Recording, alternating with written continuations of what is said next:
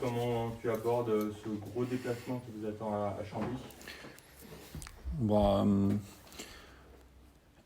je m'attends encore une fois à un match difficile dans le sens où c'est une équipe qui a des arguments athlétiques et dans le jeu, une équipe qui cherche à aller, je dirais, à l'essentiel assez vite, qui ne cherche pas à faire forcément beaucoup de passes pour marquer, mais c'est très efficace, c'est très bien maîtrisé.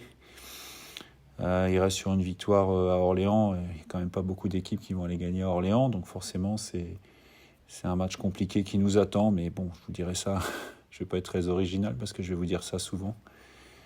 Et voilà, maintenant on s'est préparé, puis voilà, on espère en tout cas rester sur les prestations précédentes, et puis après on sait très bien que ça se jouera sur des détails. Le premier combat remporté, tu penses que c'est le combat athlétique parce qu'ils ont une équipe très athlétique?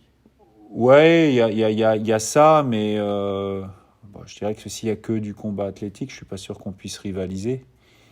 Euh, Maintenant, faut être présent, mais après, réduire Chambly à que du jeu athlétique, c'est pas non plus une bonne chose parce que c'est pas le cas. Il y a aussi d'autres arguments, offensivement notamment. Donc voilà, quoi. À nous de préparer le match, d'être prêt psychologiquement aussi, et puis donner le meilleur pour revenir avec quelque chose de Chambly. C'est une équipe très rajeunie, d'après ce que j'ai cru comprendre, compte tenu des circonstances. C'est toujours compliqué de descendre, même si voilà, il y a aussi des explications. Ils ont connu une saison aussi très perturbée par le Covid. Hein. Ça fait partie, comme par hasard, des équipes qui ont été le plus touchées par le Covid la saison passée. Donc après, il y a toujours une restructuration à faire, mais voilà, je sais que c'est une équipe qui est prête, en tout cas. C'est une équipe qui est prête pour ce championnat. Ils n'ont pas toujours eu les résultats qu'il fallait au début, mais en tout cas, elle est prête. Et cette victoire à Orléans montre bien que voilà, ils seront là dans ce championnat.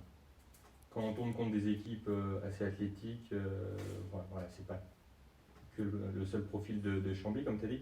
Mais l'idée, c'est quoi? C'est plus de répondre par le jeu Bon, déjà, on répondra comme on pourra aussi, parce que voilà, on met une stratégie en place, mais quand on met une stratégie en place, il y a toujours un rapport de force, et dans ce rapport de force, parfois, vous réussissez pas à faire ce qu'il faut. Nous, on s'est préparé cette semaine, pas simplement pour le match de Chambly, on se prépare aussi en rapport de ce qu'on cherche à mettre en place depuis plusieurs semaines maintenant. On cherchera à mettre ça en place, évidemment, durant le match.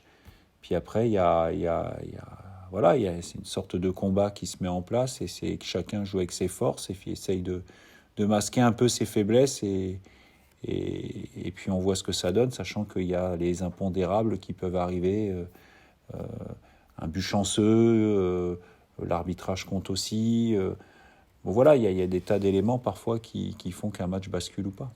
Les dernières prestations vous donnent quand même beaucoup de confiance, mais voilà, toi, tu tiens quand même à rappeler qu'il ne faut pas être trop confiant et rester assez humble. C'est ce que tu répètes chaque semaine? Je l'aurais redit cette semaine. C'est très bien de bien commencer, mais on n'est qu'à la 4e journée. On arrive à la 5e. Des matchs, il y en a beaucoup encore à jouer. Faut toujours faire un point par tiers, on va dire par tiers dans le championnat. Et encore, dans ce championnat-là, on sait bien que le dernier tiers, il peut y avoir des grosses surprises. Donc, moi, je trouve que l'essentiel, c'est de prendre les matchs les uns après les autres, se préparer, voir ce que ça donne aussi à l'entraînement, parce qu'il y a des joueurs qui ne sont pas forcément concernés par les derniers matchs, mais qui sont là et bien là, et qui peuvent donner des indications, et puis booster aussi un petit peu la concurrence. Voilà, aujourd'hui, je me félicite, je le redis encore après la semaine de travail qu'on est en train de faire, de l'état d'esprit de tous. Et en tout cas, je crois qu'on n'a pas le choix. L'humilité qu'on doit avoir, c'est de savoir qu'on n'a pas le choix, qu'on doit avoir cet état d'esprit tout au long de l'année, à la fois dans la semaine et le week-end, pour pouvoir espérer prendre les points suffisants pour, on va dire, avoir une saison différente de celle de la saison passée. C'est vrai que tu répètes, l'objectif c'est de gagner le prochain match, mais est-ce qu'un point à Chambly, voilà, on sait que c'est toujours un déplacement compliqué, ce serait un bon résultat pour vous? Alors, je trouve qu'un point à l'extérieur, c'est toujours un bon résultat. Maintenant, c'est aussi la réalité de ce qu'est le championnat et du nombre de points marqués en fonction d'un match nul ou d'une victoire. C'est-à-dire que, là, on va recevoir le Red Star, mais après, on va se déplacer 2 fois. Et avec 3 points, c'est sûr que vaut mieux gagner sur 2 déplacements de suite, vaut mieux en gagner un, en perdre un en termes de points que de faire 2 matchs nuls. Voilà. Donc, c'est pour ça qu'à l'extérieur, y compris... ce qu'on disait l'autre jour avec le staff, quelque part, gagner un match à l'extérieur, ça vous rapporte autant de points que si vous faites 3 nuls à l'extérieur. Donc, 3 matchs, vous en gagnez un, vous en perdez 2 à l'extérieur, vous avez 3 points. Vous faites 3 matchs nuls qui vont être, on va dire, considérés comme des bons résultats à l'extérieur, vous avez 3 points aussi. Donc, ce que je vous ai dit après le match à Concarneau, on s'est retrouvé à 1 partout avec une équipe très offensive. On a perdu ce pari-là, parce qu'on a perdu 2-1, mais je pense que ça vaut le coup aussi, sur certains matchs, de chercher à le gagner. Tu m'avais dit après le match contre Boulogne, tu m'avais dit à l'extérieur, on a certaines choses à améliorer. Oui. Est-ce que tu peux développer ? Non, je ne vais pas détailler, parce que je suppose que, comme on fait tous, ils vont regarder la conférence de presse pour savoir ce qu'on dit, mais oui, il y a des choses à travailler, évidemment. Qui ne sont pas forcément si différentes de ce qu'on a à faire à domicile, mais on a des choses à travailler. Ouais. Justement, toi, en tant que coach, est-ce qu'il y a une différence dans l'approche entre un match à domicile et à l'extérieur ? Voilà, on sait qu'une équipe à domicile a peut-être tendance à plus prendre le jeu que l'équipe qui se déplace. Dans le contenu technique, tactique, non. Après, oui, il y a parfois des choses dont il faut tenir compte, des éléments dont il faut tenir compte, je dirais, sur le stade, les supporters, les résultats précédents à domicile. Enfin voilà, il y a tout un tas de choses comme ça. Je dirais plus le contexte dans lequel on va se retrouver. Et ça peut influer parfois sur des choix de joueurs, puis aussi sur le choix de la stratégie. Mais bon, voilà. Encore une fois, ça, c'est des choses après très personnelles et très personnelles au coach. On en tient plus ou moins compte. Voilà. Ce qui est essentiel quand même, c'est d'avoir son équipe et de rester quand même assez focalisé sur son équipe et sur les progrès que l'équipe doit faire. Et certains coachs, c'est vrai, qui disent, voilà, à l'extérieur, on est peut-être beaucoup plus prudent, avec un bloc bas. Toi, est-ce que c'est ton cas ou tu as le même discours que ce soit à domicile et à l'extérieur ? Ça peut arriver qu'on modifie. Vous pouvez aussi jouer très bas à domicile pour X raisons. Voilà. Mais encore une fois, sur ces choses-là, j'essaye d'être le plus discret possible. Désolé pour vous, mais d'être le plus discret possible, étant donné que tout le monde regarde, même s'il n'y a pas beaucoup de surprises, parce que tout le monde voit les matchs des uns des autres. Donc voilà, mais oui. En fait, la stratégie, elle peut être modifiée à chaque fois. L'adage, on ne change pas une équipe qui gagne, par exemple. Bon, il n'est pas toujours valable. Je vous avais pris cet exemple-là. Je crois qu'Alex Ferguson, avec Manchester, il a fait une série à un moment de plus de 80 matchs sans défaite, avec à chaque fois, jamais la même équipe à chaque fois. Donc, la vérité, à un moment donné, d'un match, c'est pas forcément la même pour un autre match. C'est vrai que là, tu m'as parlé du match à Concarneau. Tu m'as dit on avait pris le pari d'être assez offensif en seconde période. Au final, voilà, ça ne vous a pas forcément été récompensé. Est-ce que c'est un enseignement pour la suite des matchs à l'extérieur ? Peut-être être plus prudent et se dire un point, ça nous suffit ? On a pris un point aussi contre Sedan, même si c'était à l'extérieur pour nous. C'était pas tout à fait à Sedan, puisqu'on a joué à Épinal. Mais oui, pour revenir à la question de départ, c'est sûr que si on prenait... je serais satisfait avec un point... à Chambly, maintenant, il y a plein d'éléments. Si vous menez 88 minutes et qu'à la 95e, vous faites finalement un match nul, des fois, c'est un bon point parce que c'est l'extérieur. C'est toujours en rapport aussi d'un contenu. Vous pouvez parfois passer au travers. Bon, vous perdez, c'est assez logique. Parfois, c'est vous qui dominez et vous gagnez, c'est logique aussi. Puis parfois, c'est le football. Parfois, vous faites un super match. Ou au contraire, vous êtes en difficulté toute la rencontre et puis vous faites ce qu'on appelle un hold-up. Bon, à l'arrivée, les points, on les prend quand même. C'est parce que c'est ça l'essentiel. C'est de faire avancer le compteur. Alors, 1-3, Mais l'essentiel, c'est de faire avancer le compteur. Il est coutume de dire que quand on en prend un à l'extérieur, c'est bien. Après le match contre Boulogne, Kevin Testu nous disait que l'équipe a cette capacité à faire le jeu, mais aussi à jouer plus en transition. Vous avez cette capacité à vous adapter à l'adversaire et à adopter plusieurs styles de jeu différents. Non, on n'en est pas là. On cherche déjà à mettre en place une stratégie, une sorte de fil rouge qu'on a depuis le début. Voilà, je pense qu'on avance là-dessus, on progresse. De là à dire qu'on est capable de changer de stratégie à chaque fois, je pense que c'est un pas que je ne franchirai pas. Voilà, on est en progrès en rapport de ce qu'on cherche à mettre en place. On va tout faire pour continuer. Et puis voilà, on aura d'autres éléments, d'autres informations à la fin du match de vendredi. On peut faire un point sur l'effectif, savoir où sont les blessés ou qui ne jouera pas, quoi. Donc toujours Mathieu Sens. John Ruck ne sera pas remis. Donc en rapport de ce que je disais la dernière fois, c'est pas un match qui manquera, c'est 2. Il recourt un petit peu. Ouais, il a repris, mais il n'a pas repris avec le groupe. Voilà. Toujours pour une faute non sanctionnée d'un carton. Madienne revient, donc il est à disposition du groupe. Jacques Sioué revient juste. Question aujourd'hui, elle est de savoir si on y va tout de suite ou si on attend un petit peu, parce que c'est quand même une blessure musculaire. Il s'est entraîné normalement. Il s'est entraîné normalement, oui, depuis le début de la semaine. Tu as adapté un peu les exercices pour lui? Certains, oui, mais plus ça va et moins on adapte en fait. Et tu penses qu'il serait en capacité même de reprendre avec la réserve ou c'est encore trop tôt pour... À minima, il reprendra avec la réserve. D'accord. Voilà. C'est-à-dire que oui, il aura du temps de jeu ce week-end, oui. Voilà, je crois que... Et Ahmed Mogni qui est en sélection. Ahmed est en sélection, ouais. Donc pas disponible. Il joue cet après-midi contre les Seychelles, je crois, à 16h heure française.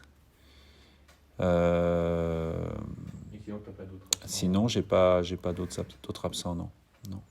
Et par contre, il y a un petit nouveau. Ouais, on a communiqué dessus. Hein. Ouais, Qu'est-ce que tu peux nous dire un petit peu de ce joueur? C'est comme je vous ai dit, aujourd'hui, s'il y avait des arrivées, c'était en rapport soit de blessure, soit de départ. Aujourd'hui, il y a 2 choses. Il y a le fait que l'indisponibilité de Mathieu soit pas déterminée. Voilà, donc à partir du moment où c'est indéterminé, c'est un peu compliqué. D'autant plus qu'il faut prévoir aussi après une reprise, si jamais, quand il reviendra. C'est une opportunité aussi, parce que moi, depuis pratiquement que je suis arrivé, je demande à ce que dans nos défenseurs centraux, on puisse avoir un joueur gaucher, et il se trouve qu'on a eu cette opportunité qui s'est présentée. Voilà, donc il y a déjà plusieurs semaines, on l'a pas saisi dans un premier temps parce qu'on avait nos 4 défenseurs centraux disponibles. Elle est revenue un peu sur la table, comme toujours dans les fins de mercato, il y a toujours des dossiers qui reviennent. Et puis en rapport aujourd'hui de l'indisponibilité de Mathieu, voilà. Depuis combien de temps? Depuis le début du mercato, c'est ce que tu dis? Oui, je veux dire, les premiers contacts remontent déjà au mois de juin, oui. D'accord. Donc voilà, on n'avait pas validé, enfin on n'avait pas poussé plus loin, c'est pas qu'on n'avait pas validé, parce qu'on n'avait pas été jusqu'au point, on va dire, des négociations, mais voilà, c'est revenu là. Il y a, je pense, un intérêt commun à pouvoir faire un bout de chemin ensemble. On va le faire, on verra ce que ça donne. Voilà. En tout cas, on a un joueur très motivé par le fait d'arriver à Annecy, ce qui est déjà bien, parce que même si c'est un jeune joueur qui a peu joué en première ligue, il a fait quand même quelques matchs, notamment de cup, un contre Liverpool. Donc voilà, mais maintenant, ça reste un jeune joueur, il y a beaucoup de choses à faire, il a aussi à se remettre en forme parce qu'il a quelques déficits en termes de préparation physique aussi pour l'instant, mais on va travailler petit à petit, puis on va voir. C'est un joueur qui est... C'est un joueur oui, qui est assez grand, mais c'est un jeune joueur qui a besoin encore de se développer au niveau athlétique. Gaucher, voilà, avec des habits, enfin, je veux dire techniquement plutôt à l'aise. Voilà, c'est un profil qu'on n'avait pas. Il s'est représenté en fin de mercato, on l'a saisi. C'est un joueur qui peut être prêt à disputer un match de 90 minutes d'ici combien de temps, à peu près, tu penses? C'est difficile à dire. J'espère que ça prendra moins d'un mois. Je vois mal comment ça pourrait prendre moins de 15 jours. Voilà, on va dire entre 15 jours et un mois. Être capable de faire un bout de match, le groupe, l'équipe réserve aussi. Enfin, bon, voilà, voir comment on peut avancer avec lui. Mais après, ça peut dépendre aussi de ce qu'est l'équipe à ce moment-là. Est-ce qu'il parle un peu français? Non, il ne parle pas français, mais on a pas mal de joueurs dans l'effectif qui parlent anglais. Bon, il va vite apprendre, à 20 ans, on apprend vite. Voilà, le staff... Bon, moi, j'ai passé 3 ans à Toronto, donc pendant 3 ans, j'ai parlé anglais toute la journée, donc j'arrive à communiquer. Et on a le préparateur athlétique aussi, Stan, qui parle plutôt bien. Mais voilà, un garçon comme Ahmed Kachi, qui a joué là-bas, parle bien. Ils sont quelques-uns dans le groupe à parler. Il n'y a pas eu spécialement de problème de communication ce matin à l'entraînement. Au niveau de sa qualification, je sais pas. Honnêtement, je sais pas. Je sais pas. Ça va un certain temps. Ouais. Voilà. De toute façon, comme il n'est pas prêt pour le moment, il n'y a pas de qualification. Voilà, mais pour l'instant, je sais pas. En tout cas, il sera pas prêt vendredi. Je doute qu'il soit prêt à la fois administrativement et physiquement pour le Red Star. D'accord. Bon, quand Mathieu Sans sera rétabli, bon, il peut y avoir d'autres blessés, mais ça va te faire 5 défenseurs centraux. Est-ce que voilà, c'est bien, c'est peut-être un peu trop? Pour l'instant, j'en ai 4. Ouais. Voilà, et je suis malheureux pour Mathieu parce que c'est évidemment compliqué. Voilà, mais pour l'instant, j'en ai 4. Indéterminé, c'est indéterminé. Hein. Il n'y a pas que le contrat de travail qui est indéterminé, hein, vous savez. Plus, c'est aussi Mathieu, c'est aussi quelqu'un qui a pas ou peu joué la saison passée. Donc, on va dire l'indisponibilité commence à durer. Donc, moi, j'attends qu'une chose. Si j'ai les 5, j'aurai les 5. Et puis, quelque part, je serai content parce que j'aurai le choix. Mais pour l'instant, j'en ai 4, quoi. Voilà. Et comme il n'y a pas que pour les matchs que je raisonne, je veux dire, au coup par coup. Moi, je dois être assez pragmatique dans mon boulot. Et c'est important parce que être plus que 3, ça veut dire qu'on a, par exemple, des garçons à 2 avertissements aujourd'hui, comme John. Ça veut dire que vous pouvez vous retrouver avec les suspensions à 2, ok. Et puis pour peu qu'il arrive un autre pépin, une suspension, une expulsion, une blessure, un petit bobo, etc. Du coup, vous n'avez plus qu'un et vous êtes obligé de vous adapter, quoi. Alors il y a d'autres solutions, hein, mais c'est bien aussi. Je pense aussi qu'une de nos forces aujourd'hui, c'est qu'on arrive à avoir une certaine, sur 14-15 joueurs, on arrive à avoir un 11 de départ, quoi. Ça bouge pratiquement à chaque fois, mais ça bouge sur 14-15. Voilà, donc si on peut garder ça, surtout à des postes clés comme la charnière, c'est important. Donc il n'y a pas eu de recrutement de 3e gardien ça, donc... Non, mais après, après on est toujours... on a toujours la possibilité de le faire, même après le 31. Ouais. Voilà, on est toujours en réflexion par rapport à ça.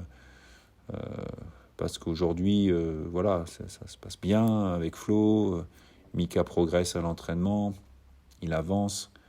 Mais là, c'est pour la même raison que pour les défenseurs centraux. Il suffit qu'il y ait un pépin et puis du coup, on se retrouve avec très très jeune derrière. Ce qui est bon ni pour le jeune, parce que parfois, quand c'est trop tôt, c'est pas bien, surtout pour un gardien. Il y a des joueurs gardiens qui ont commencé très jeunes et parce qu'ils n'étaient pas prêts, ont, entre guillemets, ruiné leur carrière derrière parce qu'ils sont restés psychologiquement coincés sur des erreurs faites. C'était pas leur qualité qui était remise en cause, mais c'est qu'ils ont commencé trop tôt. Un gardien qui fait une erreur, ça se voit malheureusement tout de suite.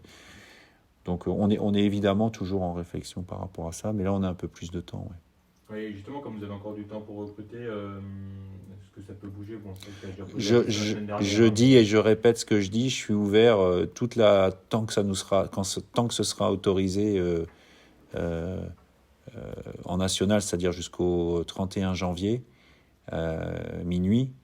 je reste à l'écoute de tout ce qui pourrait se présenter pour améliorer l'équipe, mais ça se fera qu'à partir du moment où des joueurs partiraient. D'accord, ouais. Et même si vous avez une opportunité, c'est vrai que pour le défenseur, là, tu disais que c'était une opportunité. Même si vous avez une opportunité qui n'a pas de départ, ça pourrait se faire ou pas? Mathieu aurait été apte, en ayant fait déjà des temps de jeu sans douleur, etc. Probablement qu'on n'aurait pas pris Mongo.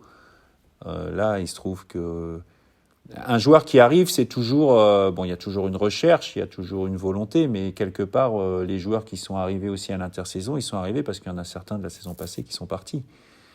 Donc on est toujours un peu dans le même. Ce que je veux pas, en tout cas, c'est avoir un groupe surcharger le groupe en termes de nombre par rapport à ce qu'on a. Je trouve qu'on est déjà très bien là. C'est déjà un casse-tête, on dirait sentimental un peu. Mais c'est un casse-tête pour mettre des joueurs dans la tribune ou pas en déplacement parce que tout le monde mériterait d'y être. Je ne vais pas m'en rajouter 3 ou 4 pour le plaisir. Je veux dire, à partir du moment où on n'est pas en sous-effectif et qu'on n'est pas à se dire il manque des joueurs, je trouve que 22 plus 3 gardiens, même si c'est plus 22 plus 2 plus un jeune gardien, c'est suffisant. Le défenseur Ousmane là, qui venait de Strasbourg, donc du coup là il est reparti. Ouais, donc Ousmane, on l'a pas conservé. Il a présenté. J'étais embêté parce qu'il a montré certaines aptitudes. Maintenant, il était aussi un peu dans le même profil que Kevin Mwanga, par exemple. Pas que dans son style de jeu, mais dans son parcours aussi. Il était droitier. Voilà, mais en tout cas, c'est l'opportunité aussi pour moi de dire qu'il a un niveau et je serais très heureux pour lui par rapport aussi à la mentalité qu'il a affichée. Je serais très heureux pour lui qu'il puisse trouver quelque chose parce qu'il peut rendre beaucoup de services, ça c'est clair.